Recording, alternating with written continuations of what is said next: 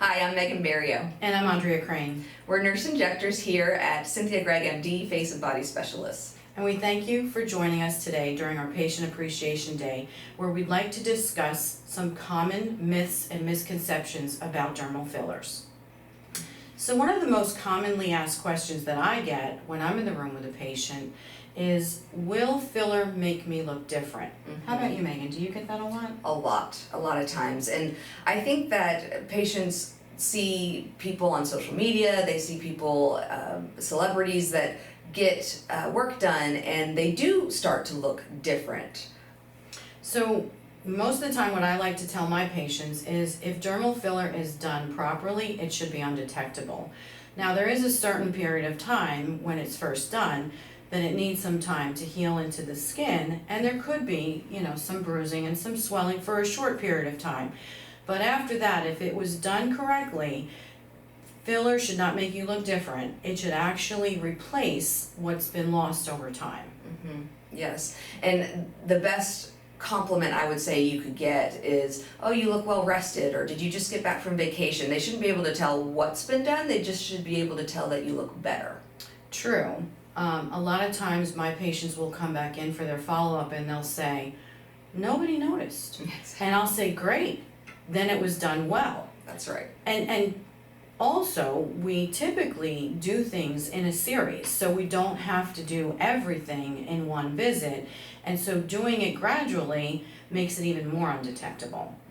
And Andrea, you were talking about how patients feel that they might look different. There is a time frame after we do your treatment that you will look a little different and feel a little different. I'd say about maybe 2 to 4 weeks. Yeah, and what do you tell your patients to do prior to their procedure in order to make that more comfortable a transition for them? Oh, right. So things that you can do to help minimize your downtime after treatment would be staying away from any blood thinners. So that would be aspirin, Advil, fish oil, even alcohol. 24 to 48 hours prior to will be helpful. And the longer the better. The longer the better. Some arnica, fresh pineapple has bromelain in it that helps with swelling and bruising as well. So those are things you can do prior to, and then afterwards to help, you can do cool compresses, you can do arnica, you can do the fresh pineapple. I also tell my patients to avoid like a very heavy workout for about 24 hours. Yes, that'll help as well. So there's a little bit of downtime with that, but nothing that you can't plan for ahead of time. And one other thing that is curious to me is that a lot of times patients will come in and they'll say, I've never bruised before, but now I did get like a small little bruise. Good point. And I like to tell them that every time is a different time, and there are so many blood vessels in the face that if we don't get any bruising, it's sort of a shock, Right, really. right, So exactly. we try our best to minimize any bruising, but we'd like you to plan accordingly in case you do get a bruise. Yeah, absolutely. Another commonly asked question that I get from patients is, will putting filler in my cheek make me look heavier or like I've gained weight? And it's a great question because it is a concern. Nobody wants to look heavier without, having gained weight. And typically what I tell my patients is, if filler is placed in the right place and in the right plane, even if you are a bit overweight, it should actually make your face look a bit slimmer by lifting up on that jowl area and creating more of a contour in the mid part or the cheek part of your face. Absolutely. How do you handle that, Megan? Yes, I'll tell patients when it's placed correctly and in the right plane, it can really help make your face look more slim. And patients have seen that we've had. And again, that gradual approach. And yes, a lot of times after doing filler in the mid-face, when patients come back for their follow-up, they're so surprised at how it actually did do exactly that. Yes, absolutely. And it's not a one size fits all. Some patients need filler placed in their cheeks, different areas of the cheek, to make them look the way that they need to look for them. It's very personalized for the person. It's not a one size fits all. True. Another one that we hear quite frequently is, once I get filler, I have to do it so many times a year, or once a year, or every 4 to 6 months. That's a common misconception. Andrea, what do you tell patients? I tell them that it is so individual. It's about the way that their body degrades the filler. It's about their metabolism. I mean, I've had patients that'll go for 2 years without having filler. It's not Right. a set, there's no set, you're gonna come in every 4 to 6 months and we're gonna do this. Right. It really, we watch you as you come in for your neurotoxin, Right. your neuromodulator.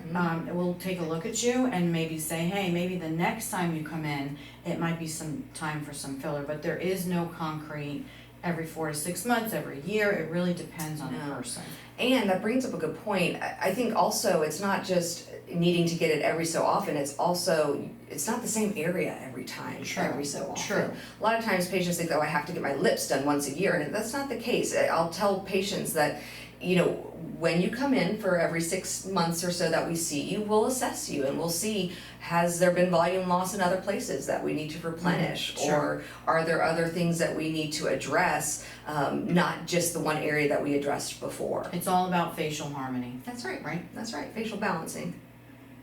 Okay, and lastly, one of the other most asked questions is, why do I have to use a different filler for my lips than maybe for my chin or my cheeks? And the reason is that all filler is not created equal. Back in the day, when filler first came out, we actually only had 2 different types of hyaluronic acid fillers. And today we have so many, I don't even know how many there are. I couldn't put a number on it. Right. And so it's up to the provider to educate the patient and to say, you know, filler that's appropriate for your lips is not going to be appropriate for your cheeks or for your chin. So there's different areas of the body, different fillers that we choose for those different areas. Right, right. And I like to just put it into, when we're thinking about the anatomy of the face, you know, you're injecting around the mouth. Well, that's where you move a lot and you have a lot of movement, and you need a lot of movement. You don't want a bulky product in that area per se. That's when it gets to look fake. Yes. Yes. When the wrong product is chosen in the wrong place. in the wrong place, that's when you will look more artificial. Right, right. So you don't want a filler that's the same. You do want to choose different fillers for different areas because that's what's, again, going to get you the best result and the most natural result. And again, it is up to the provider to educate patients so that they understand that. Because a lot of times patient will want to use just one syringe of product all over the face, and that's not always appropriate. No, it's not going to give them the best result. Right. And we want you to have the best result. Absolutely. Thank you so much for watching today and joining us as we talk about some common myths and misconceptions when it comes to dermal fillers. Call our office if you'd like to set up a consultation with one of our nurse injectors, or if you have questions about dermal fillers, you can email us at injectablequestions@cynthiagregmd.com. Please be sure to watch all the rest of the presentations from our other providers, as they will be answering important questions as well.